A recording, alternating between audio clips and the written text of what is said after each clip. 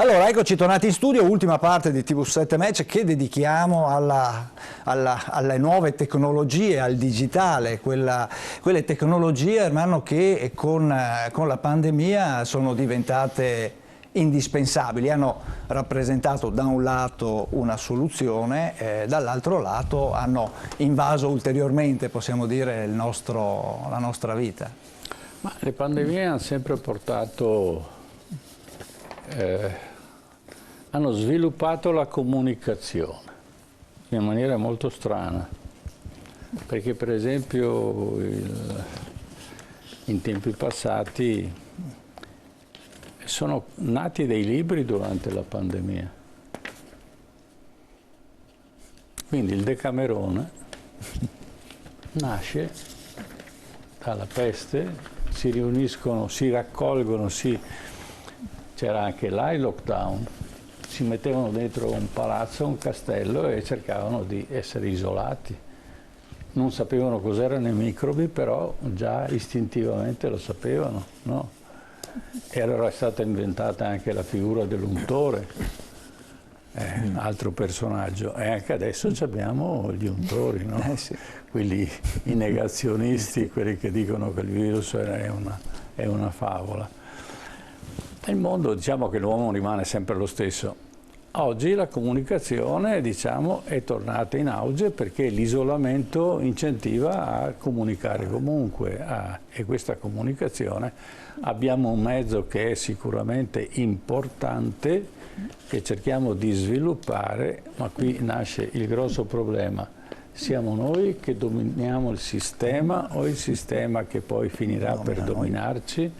Cioè, Grecia capta cepit victores, oppure cioè il digitale preso sarà lui che invece ci condiziona? È già successo, perché abbiamo il grande esempio medievale, rinascimentale, che è stato Gutenberg, come ha cambiato la vita dell'Europa, dell'epoca, del mondo, attraverso un meccanismo che peraltro anche quello veniva dalla Cina come principio, cioè la stampa. Certo. Poi lui inventò i caratteri mobili. Ecco, questo ci ha condizionato fino ad oggi. Oggi c'è il sistema che ha già superato questa fase.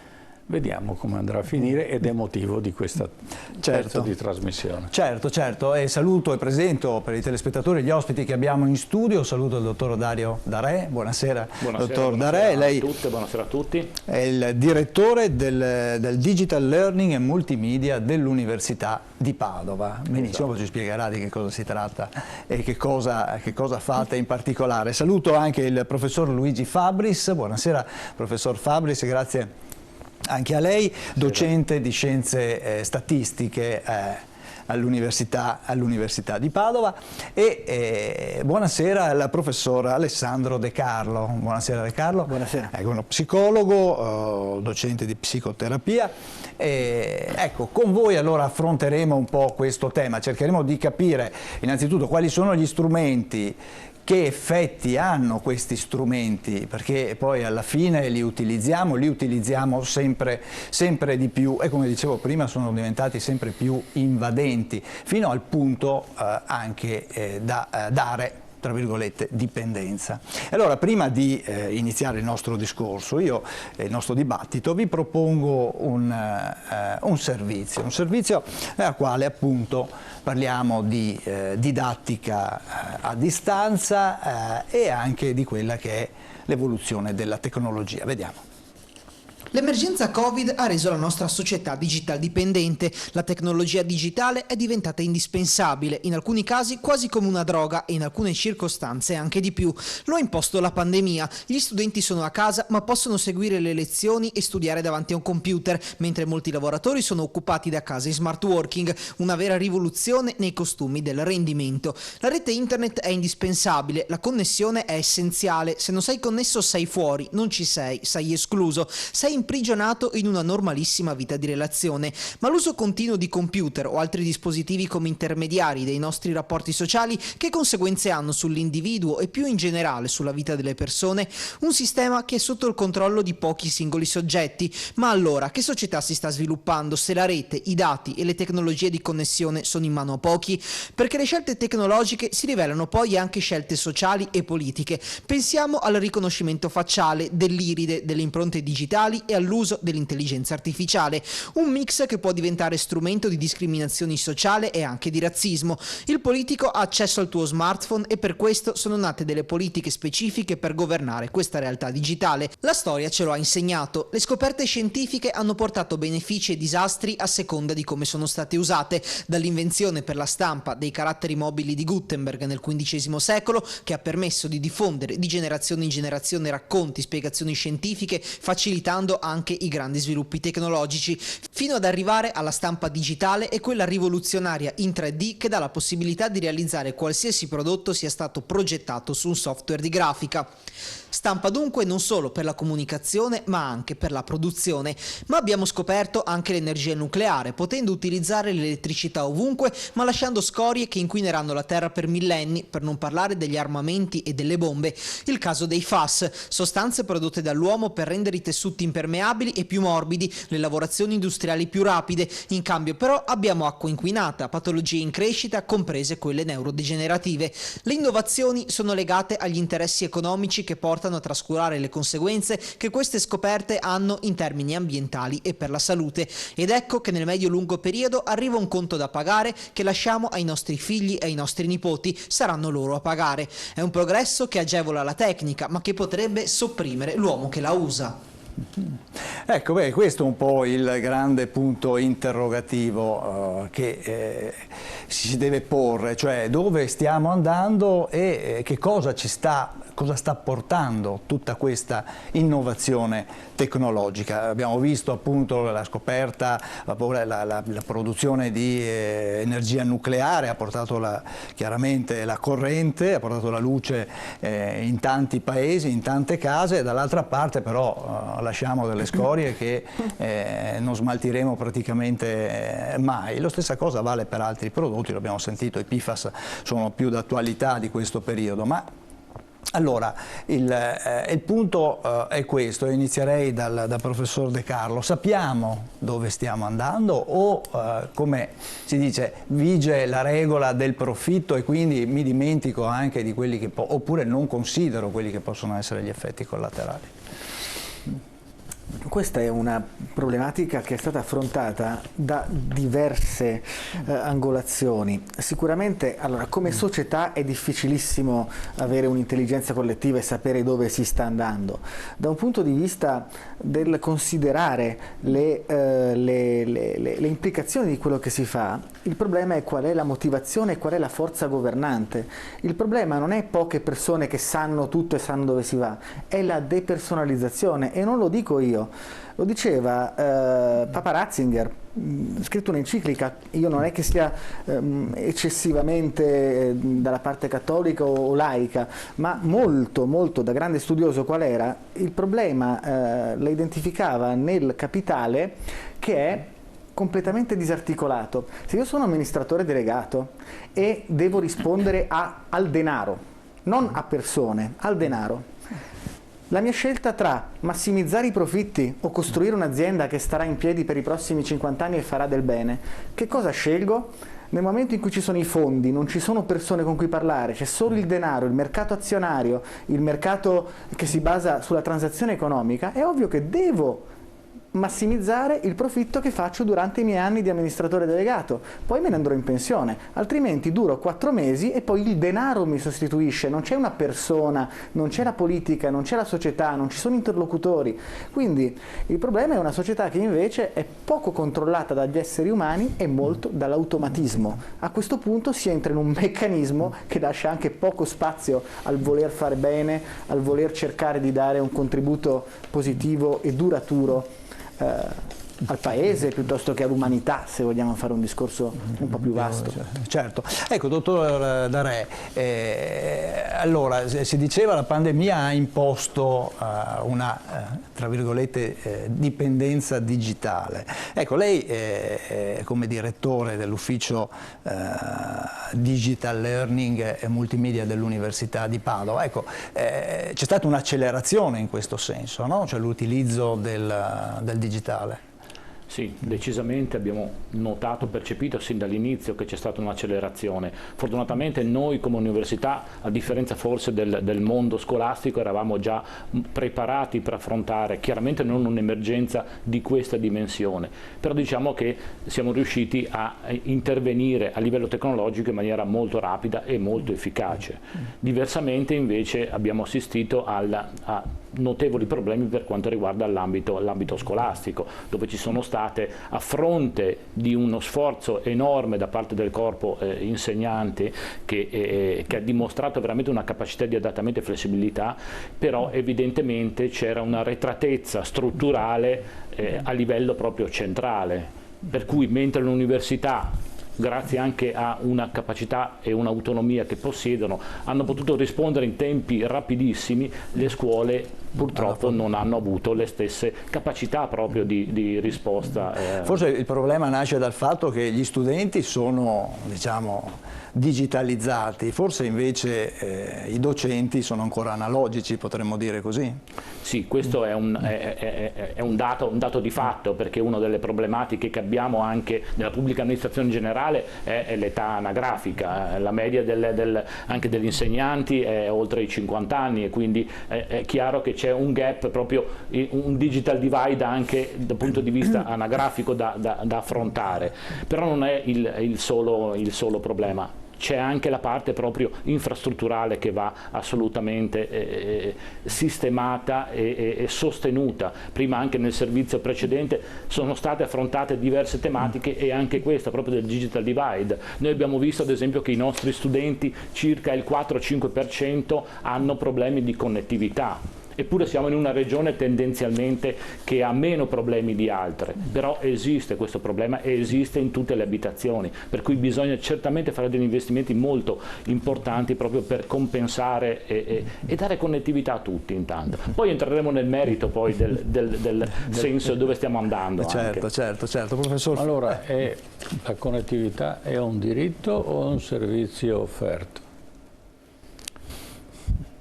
Questa è una bella domanda, perché si riallaccia proprio ai temi della comunicazione originaria. Io chiaramente la declino come un diritto. È un diritto che sta diventando sempre più primario e sempre più importante, e per cui senza questo, infatti attraverso la connettività si trasmette tutto. La stessa TV che prima veniva trasmessa solo via antenna e via etere, adesso viene trasmessa gran parte, soprattutto per il mondo giovanile, viene fruita attraverso proprio le linee dati, la connettività, il 5G. Sono queste le tecnologie su cui il Paese tutto deve investire. Allora, se c'è un diritto c'è anche un dovere. E il dovere è quelli che hanno il monopolio o hanno comunque le concessioni per dare il servizio. Non possono continuare ad aspettare: se non guadagno abbastanza non ti connetto, perché questo è lo stesso problema che era nato dopo il secondo conflitto mondiale, è nato l'Enel, no? Perché? Perché i privati, se guadagnavano, portavano la corrente. Se no, il contadino che stava in mezzo ai campi doveva andare con la candela o con la lanterna. Ecco, è nato l'Enel. Ma a questo punto il fatto che diventi un diritto è fondamentale, altrimenti io privato in qualsiasi momento ti posso disattivare, cosa che ho avuto esperienza diretta. Siccome ha detto: perché devo darti tutto questo servizio? Sei solo tu, attraverso questa linea, per cui non te lo do. Allora, se hai la concessione, non hai soltanto la possibilità di guadagnare sulla schiena delle persone, se non torniamo alle autostrade, no? Abbiamo visto che è caduto un ponte, Altrimenti tu sei imprenditore, sai che hai dei costi e dei benefici e anche dei rischi, perché se invece ti togli i rischi dall'attività solo per questo motivo, allora il diritto scompare. Quindi il diritto comporta un dovere, giusto professore? Sì, io però farei anche come dire, un po' di punto storico. L'anno scorso, all'inizio di marzo, il governo ha emanato il primo decreto per la chiusura, il lockdown come lo chiamano. E immaginate cosa sarebbe successo se non avessimo avuto una possibilità di comunicare a distanza per quanto riguarda i servizi pubblici e per quanto riguarda i milioni di ragazzi che vanno a scuola. È chiaro che ormai siamo in una società che è capace, cioè che ha raggiunto un suo livello di sviluppo che è misurabile in termini di capacità di comunicazione, anche e soprattutto a distanza. Perché se così non fosse sarebbe crollato un sistema di relazioni che abbiamo in questo Paese. Quindi io penso che dobbiamo intanto essere consapevoli del fatto che la comunicazione è ormai innervata nella società, fa parte della società, è un modo di essere, di stabilire i rapporti sociali. E io non avrei tutta quella paura su chi, certo, se arriva tutto in mano a uno solo può impadronirsi e condizionare, non c'è dubbio da questo punto di vista, però è così forte ormai il pensiero del cittadino che è un suo diritto quello di comunicare, perché è ormai diventato la norma quella di comunicare a distanza. Io vedevo dei ragazzi che erano uno di fronte all'altro, ma si mandavano un messaggino uno di fronte all'altro, certo. Perché ormai è diventato più normale fare così che, come dire, fare una dichiarazione d'amore inginocchiati davanti al partner. O fare una serenata. A fare la serenata, sì. Però c'è un piccolo particolare, che c'è una guerra in corso in questo senso, non è una così. Non ho tirato fuori il problema perché è fine a se stesso. C'è un 5G cinese che va contro tutto il resto. Cosa vuol dire? Vuol dire che non sono solo interessi, perché attraverso questa forma di comunicazione io posso conoscere fattori fondamentali per gestire poi il commercio, i conflitti e tutto il resto, perché chiaramente chi ha in mano la chiave apre e chiude il portone quando vuole. Uno per tutti, mi pare, non so se siete a conoscenza, che internet non è vero che è disponibile a tutti. Se tu vuoi amplificare il tuo sito e farlo vedere a molti, devi pagare. Spontaneamente puoi raccogliere dei suffragi così spontanei, diversamente non c'è nulla di gratis. E questo è un altro fattore, che però fa parte dell'informazione. Io devo essere in grado di conoscere anche questo. Non posso soltanto scoprirlo, ma tutti devono sapere che queste sono le possibilità. È la stessa cosa per cui andiamo a scuola. Io devo sapere a 360 gradi. Questa è una nuova scienza, è un nuovo meccanismo, è un nuovo sistema. Chi lo usa deve sapere come usarlo e le possibilità che ha, perché sennò viene razziato. Questa è un'altra forma di razzismo, attenzione. E non è chi mi garantisce che quel servizio funzionerà e funzionerà nella maniera diciamo democratica. Questa è l'altra domanda, perché in rete non c'è democrazia. Il più forte vince. E questo è il problema. Posso dire che la democrazia però, tutto sommato, non è che sia così necessaria, nel senso che sarebbe più importante la concorrenza. Allora questa è la chiave di tutto, cioè se uno esagera vai dall'altro mulino. Ma non c'è? Diciamo che se... C'è solo un Bill Gates in questo momento, salvo quello cinese che verrà fuori. Sembrava che ci fosse un solo vaccino in 448, sono arrivati 7-8 vaccini, non tutti funzionanti allo stesso modo. Ma sul problema, non stiamo facendo fantascienza. perché diciamo non è necessario che noi insegniamo, c'è molta gente che ci vede e che sa gestire perfettamente lo strumento, è il sistema che non è chiaro. Prego. Sì, confermo il fatto che noi parliamo sempre a livello tecnologico delle big five, di fatto sono le 5 compagnie che stanno determinando tutto il futuro proprio della tecnologia e ne determinano anche proprio il comportamento dell'utenza. È chiaro che il livello macro in cui operano queste società a volte è difficile da comprendere e da entrare anche in contatto, e per noi per certi versi rappresenta anche una naturalità spesso, cioè non ci rendiamo conto in maniera consapevole effettivamente, soprattutto i ragazzi, di cosa c'è dietro la rete. Io vedo mio figlio come opera in maniera molto ingenua, e certo dobbiamo cercare di capire. Abbiamo parlato di sostenibilità anche nel servizio. Sì. Dietro ogni tecnologia ci sono grossissimi problemi di sostenibilità. Smaltire un semplice cellulare è un grosso problema, così anche approvvigionarsi per le batterie, per tutta la serie delle componenti, e quindi ci sono effettivamente, si possono veramente fare tantissimi ragionamenti che esulano dal digitale stesso, però fanno parte sempre delle regole del gioco, che è importante, come dice lei, che siano comprese nella loro complessità.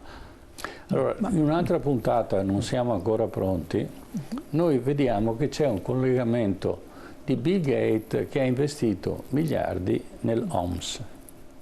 Come mai è socio? Come mai è socio delle compagnie farmaceutiche che hanno investito a Wuhan per la ricerca del virus? E in tutto questo disastro chi ha guadagnato di più? Bill Gates e Amazon. Amazon è passata al primo posto tra tutti i miliardari del mondo. Allora, come diceva un vecchio politico saggio italiano, a pensar male si fa peccato mortale, ma sovente ci si indovina pure, no? E allora la nostra funzione è quella di aprire delle porte e mettere dei dubbi alle persone perché possono porsi il problema ed eventualmente mantenere quell'attenzione che è necessaria di fronte a un fenomeno così spettacolare come è la rete, come sono i mezzi di comunicazione, come sono i computer.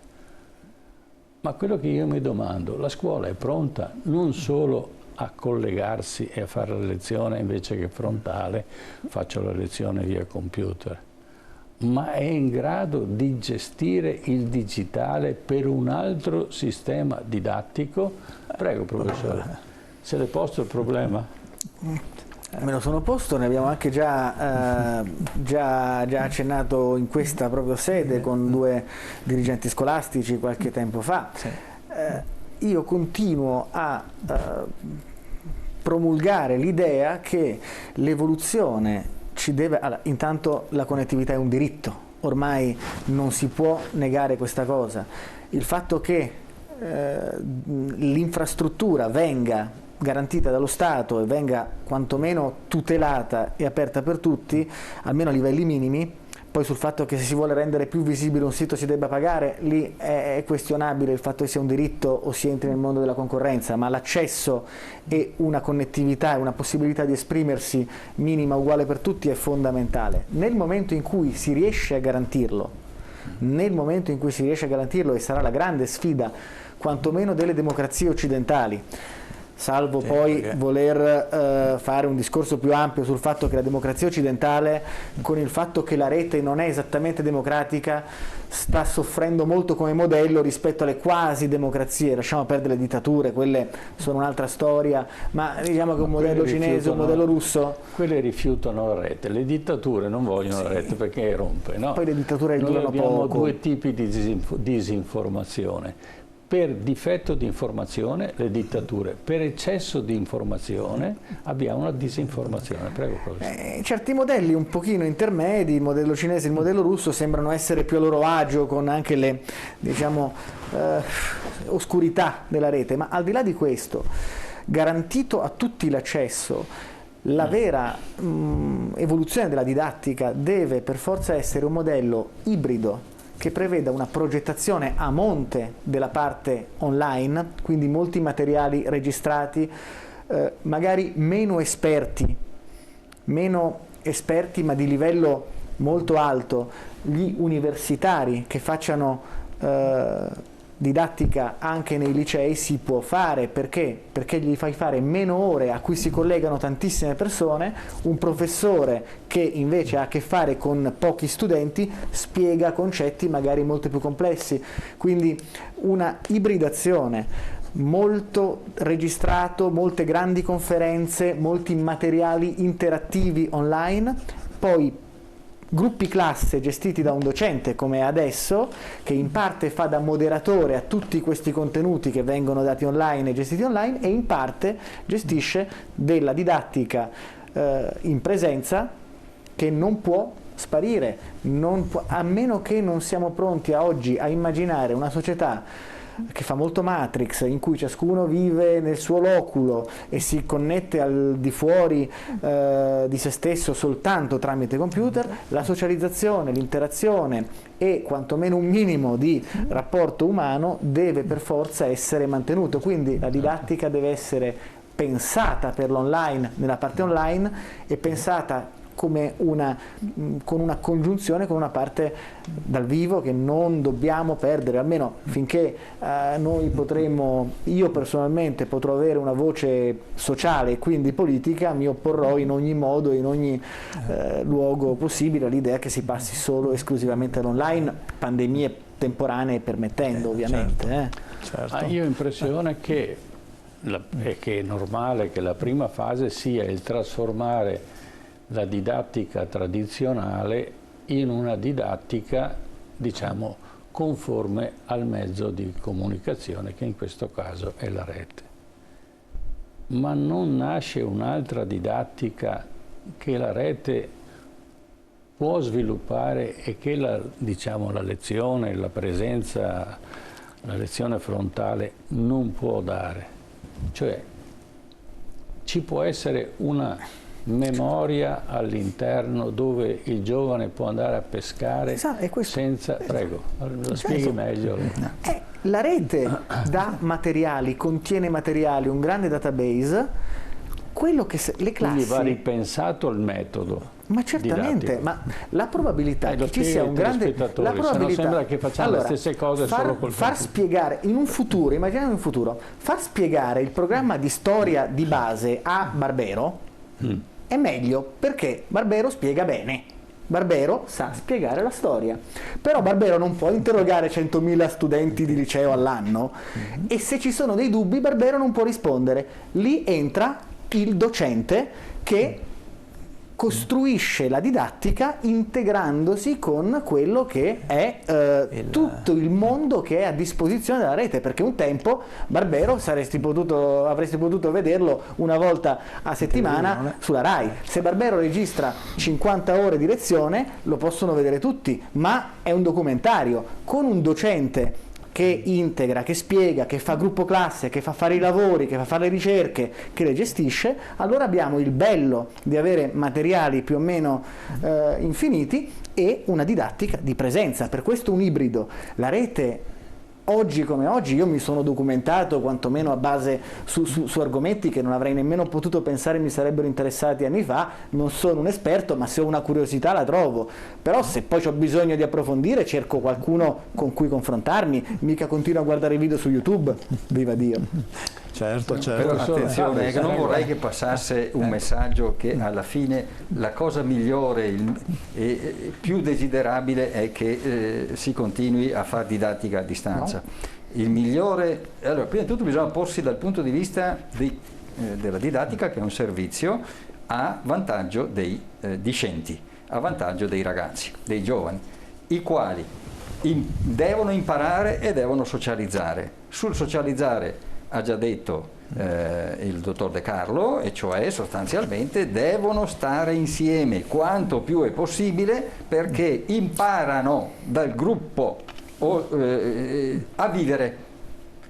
Non ci vuole solo scuola, ci vuole anche l'università della vita, che è quella della socializzazione, che sia attraverso la socializzazione, attraverso i gruppi, eccetera. L'altra cosa è fondamentale, il miglior didatta è sempre il professore, cioè quello che insegna e che è capace di trasmettere. Ovviamente anche lì possiamo avere professori che non sono capaci e possono anche come dire, essere surrogati per una parte da persone che sono abili in alcune funzioni, che sono quelle di trasmettere contenuti.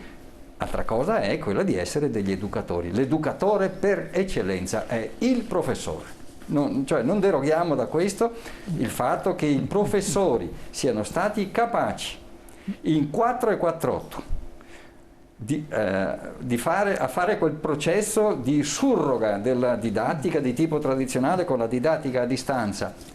Ha portato a come dire, una situazione che è quella che però dobbiamo in qualche modo lamentare, perché il dottor De Carlo dice: io mi opporrò in tutti i modi a che si parli solo di quello. Il fatto di avere un po' di aver memoria in più, di svegliarsi a mezzogiorno e di poter prendere dalle memorie le lezioni senza bisogno di svegliarsi alle 7 di mattina, ecco, queste sono cose che sono facilitazioni, ma non riguardano l'apprendimento e la socializzazione, che sono le due finalità fondamentali della scuola, sulle quali non si può derogare.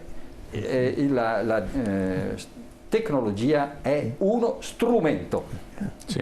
Io volevo fare una precisazione però, perché utilizzare il termine didattica a distanza o formazione a distanza è assolutamente improprio, nel senso che a livello di letteratura la didattica a distanza ha dei canoni ben precisi che sono stati studiati e hanno una tradizione pluridecennale. Io questa la declino, questa fase diciamo di formazione, sia per quanto riguarda l'ambito accademico sia per quello scolastico. A me piace parlare di formazione in emergenza, che è un'altra cosa, è un altro contesto, è un altro ambito.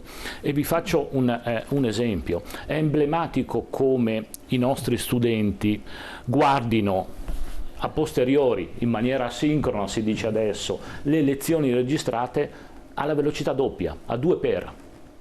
Perché c'è la possibilità di vedersi le lezioni registrate a 2x. E oltre il 40% dei nostri studenti guardano le lezioni registrate a 2x. È emblematico. Evidentemente c'è un scostamento fra modalità di apprendimento e modalità di erogazione del percorso formativo. E questo fa riflettere, ma la DAD vera dovrebbe essere proprio un percorso pensato appositamente e strutturato in maniera tale da fornire tante informazioni in poco tempo. Ad esempio, fino a un anno fa si ipotizzava che 10 minuti di un percorso formativo realizzato ad hoc corrispondessero a circa un'ora di lezione frontale, perché non ci sono interruzioni, perché non c'è una dinamica, non c'è una relazione, che sto dicendo che sono fondamentali proprio in un'ottica di insegnamento. Però dovendo trasmettere a distanza è importante riuscire a concentrare in poco tempo, perché è impensabile che i ragazzi e tutti noi possiamo stare davanti a uno schermo per ore, e questo è il grosso problema, soprattutto delle scuole attualmente. Noi abbiamo avuto i ragazzi lo scorso anno, ma anche quest'anno, che stavano 5-6 ore davanti a un monitor, e questo è un problema proprio che va ripensata, quella che dovrebbe essere la formula migliore. Noi abbiamo sempre parlato, e il mio lavoro anche fino a un anno fa era quello di pensare alla didattica blended, mista, dove c'è sì una parte importante online, in un'ottica soprattutto per favorire l'inclusione, che rimane sempre uno degli obiettivi fondamentali, ma quella che stiamo facendo è un'altra cosa. È importante che facciamo questo distinguo. Certo. Allora, ci fermiamo un attimo perché abbiamo un break pubblicitario da rispettare, ma torniamo subito e proporremo un altro contributo nella quale anticiperemo un po' anche quelle che sono le novità della tecnologia e del digitale, e parleremo anche di quelle che sono le conseguenze anche di queste ore trascorse davanti al monitor, che sono diventate da 2 pre-Covid, sono diventate 7 attualmente. A tra poco.